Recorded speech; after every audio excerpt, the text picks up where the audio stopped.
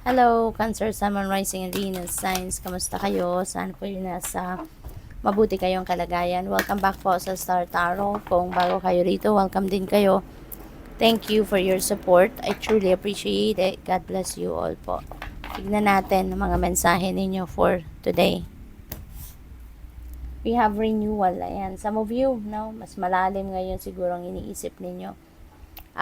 Siguro ngayon napapansin din ninyo na or baka ano ninyo, nararamdaman ninyo na parang merong strong pull sa inyo dito para mas maintindihan nyo na, or you have to have a greater awareness, no, of why you are here, diba, sa mundong ito.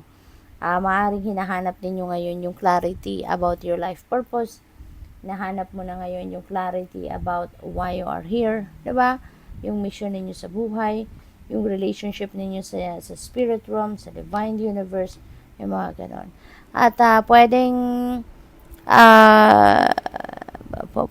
naaano din kayo, no? Pwedeng nararamdaman din ninyo na parang siguro parang mas magaan na ngayon ang inyong pakiramdam.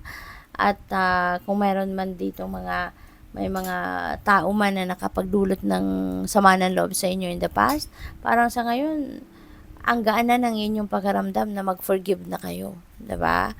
Yung parang gano'n, parang kakaiba, no? Kakaiba ang nararamdaman ninyong, parang your heart is expanding with love. Kaya you are willing to forgive, you are willing to move on with your life, yung gano'n, no? So, what else? We have the dreamer. Wow. So, may mga bagong adventure, no, nagagawan kayo ngayon. There are new things that you are going to focus on right now. There are opportunities siguro dito, 'di ba, na about to there are opportunities that are about to come in, at anuhin ninyo to take advantage ninyo ito, no?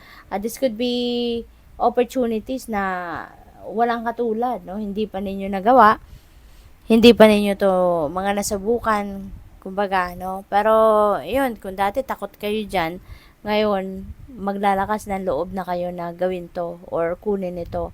Kasi, alam ninyo, sigurado kayo sa puso ninyo na the divine has your back.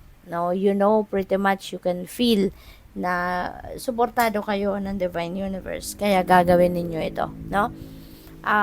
You are going to take advantage of this opportunity and you will be ready to embrace kung ano man ang opportunity na ito. Ayan na nga, merong oportunidad na dadating, pero ang iba naman sa inyo dito, instead of being excited for the new opportunities, ang iba sa inyo dito parang nanggagaling sa puntong walang gana, 'di ba? Nanggagaling kayo sa pakiramdam na distracted kayo, bored, parang buwisit, no? Baka merong baka merong kayong pinagdaanan na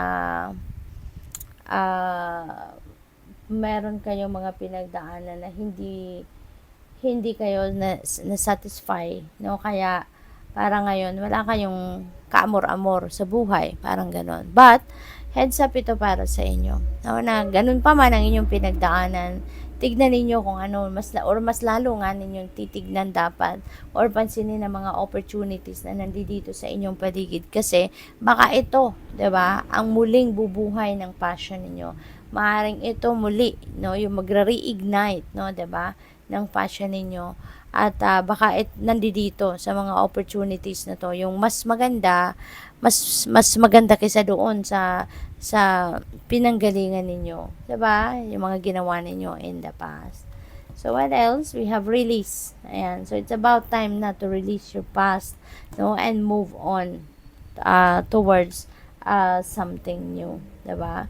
So tapusin na, no, kung ano man yung nakaraan na 'yan, ano man ang pinagdaanan ninyo in the past, no, totally putulin nyo na yung inyong connection with that, diba? Putulin mo na yung inyong connection with that para nang sa gayon matapos na, diba?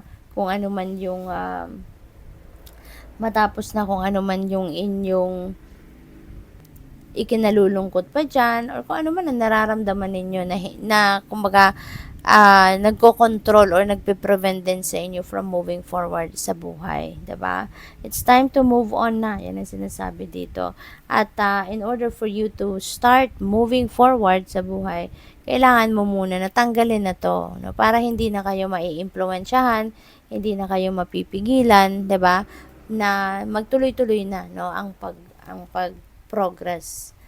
We have 5 of summer. Ayan. So, maybe, ang iba sa inyo, may pinanggagalingan, kinalulungkot ninyo, may pinanggagalingan kayong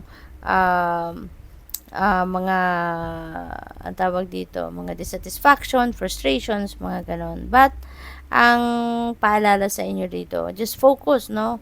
Just focus on with the positivity, no? Kasi lahat naman tayo, 'di ba, dumadaan sa challenge, dumadaan sa mga obstacles, pero we are all equipped, 'di ba, with something para malagpasan natin yung mga yung mga bagay na ito. Yung malagpasan natin yung mga problema, malagpasan natin yung mga um, malagpasan natin yung mga obstacles, no? Kaya, wag na tayong mag-focus doon. But rather than, let's focus on moving forward and moving on. We have 3 of spring. Ayan. So, may travel ang ganap ng iba sa inyo rito. Baka related ito sa expansion, no? Baka kayo ay uh, papunta na sa pag-asenso, papunta sa pag-expand ng pag-aaral, studies, trabaho, maaaring ganun, or negosyo.